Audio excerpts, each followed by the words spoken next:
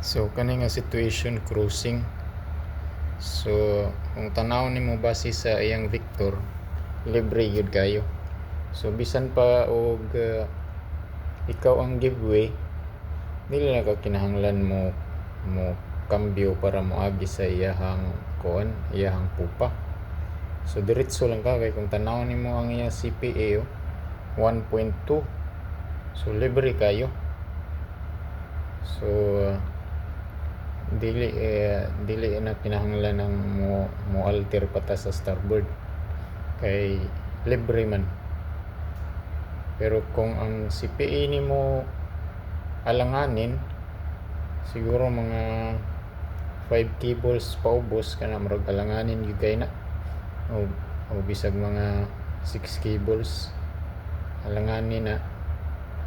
So para safety yun ari kas po paagi, pero kani mga more than kuan man mga 1.3 na gani so wala ra kay buhaton na. So monitor lang nimo iyang speed kung basig mo kusog siya kalit.